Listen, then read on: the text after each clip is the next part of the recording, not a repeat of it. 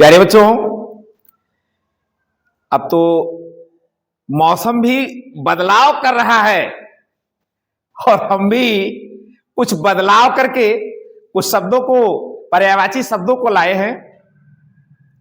तो आइए आपको हम अपने बोर्ड की तरफ ले चलते हैं और प्यारे प्यारे शब्दों से आप सभी को अवगत कराते हैं। चलते हैं बोर्ड की तरफ। तो यहां देखें, ये शब्द है आग। इसी मौसम को देख करके हमने आग शब्द को पहले रख दिया है। कारण है, इस मौसम में हमें गर्मी चाहिए और वो गर्मी कहां से मिलती है? आग से ही मिलती है। इसकी पर्यायवाची होती है पावक, दहन,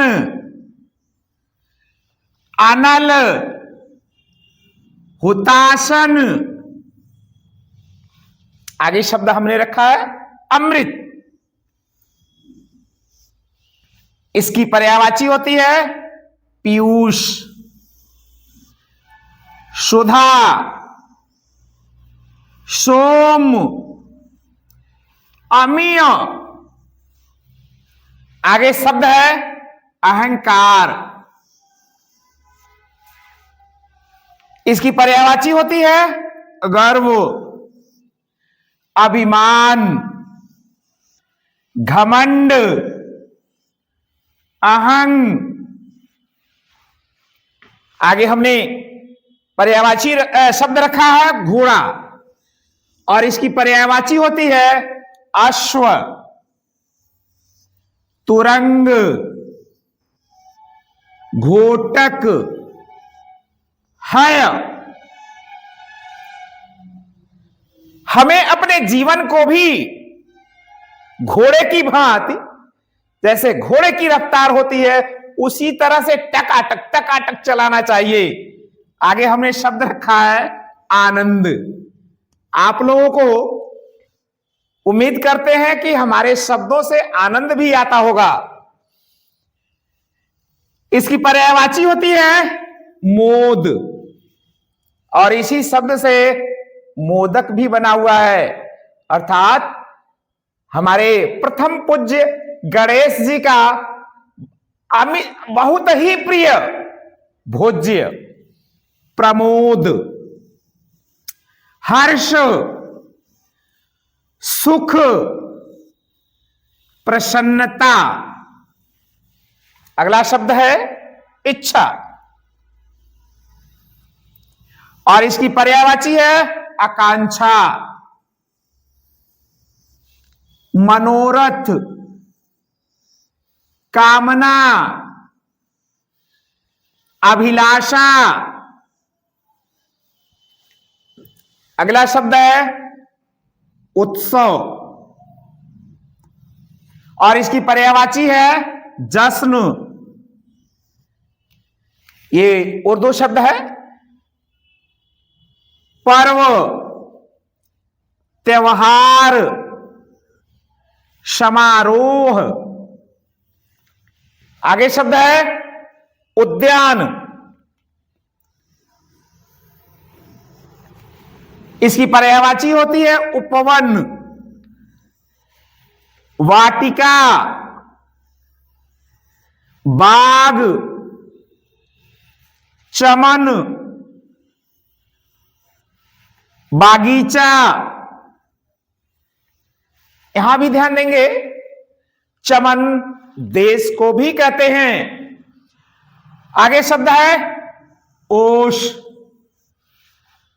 जो इस वर्ष अभी तक बहुत कम दिखाई पड़ा है। इसकी पर्यायवाची होती है तुषार, पाला। और पाला अगर फसलों पर कुछ विशेष फसलें होती हैं जो बड़ी नाजुक होती हैं, ऐसी फसलें पाले से नष्ट भी हो जाती हैं। शीत, हिम। अगला शब्द है कपड़ा, जिसको पहन करके हम सभी सुंदर दिखते हैं। वस्त्र, चीर, परिधान, पहनावा इत्यादि। आगे शब्द है किरण। आप सभी ध्यान दीजिएगा कि आपको गणित वाले सर जी पढ़ाते हैं और बताते भी होंगे। यही नहीं, आपको विज्ञान वाले सर जी भी पढ़ाते होंगे, साइंस वाले, वो बताते भी होंगे कि किरण कैसे चलती है। पर्यायवाची होता है इसका प्रभा, रश्मि, ज्योति, दीप्ति। अगला शब्द है कल्याण। कल्याण भव, इसकी पर्यायवाची होती है मंगल, शुभ, भला, उपकार। अगला शब्द है कसम, सौगंध, इसकी पर्यायवाची है सौगंध, प्रण, प्रतिज्ञा,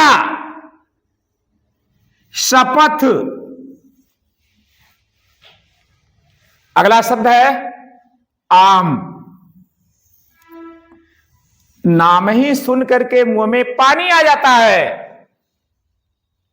इसकी पर्यायवाची होती है आम्र, अमृत फल, रसाल।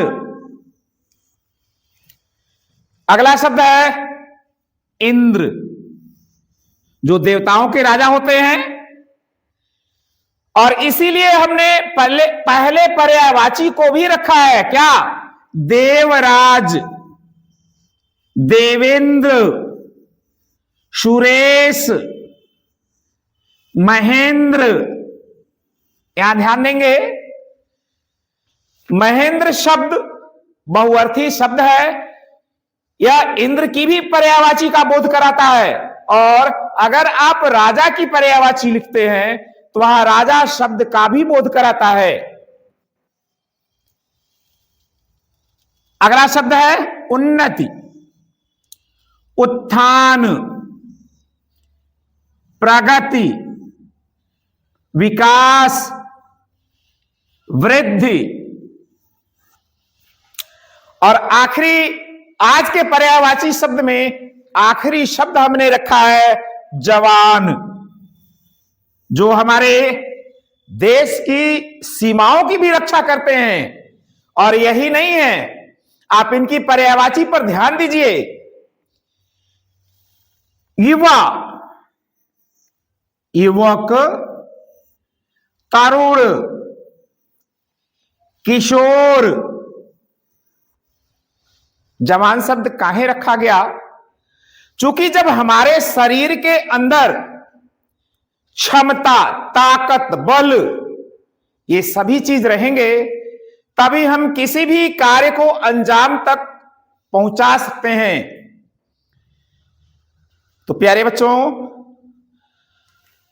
आप इसको पढ़ें, याद करें। यह आपके लंबे टाइम तक, आपका जीवन जब तक रहेगा तब तक यह शब्द आपका साथ निभाएंगे।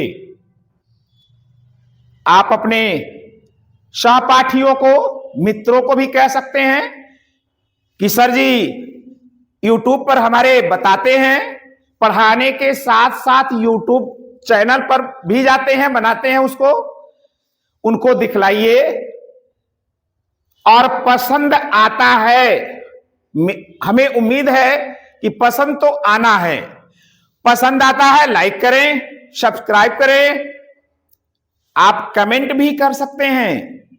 और कमेंट बॉक्स में जाकर के अगर हमसे कुछ जानना चाहते हैं तो उसको शेयर करें, हमें बताएं, सूचित करें। और तभी हम समझेंगे कि आप हमको हृदय से पढ़ रहे हैं। और जब आप हृदय से पढ़ेंगे तो निश्चित रूप से आप आगे बढ़ेंगे। तो आज के लिए बस इतना ही। धन्यवाद।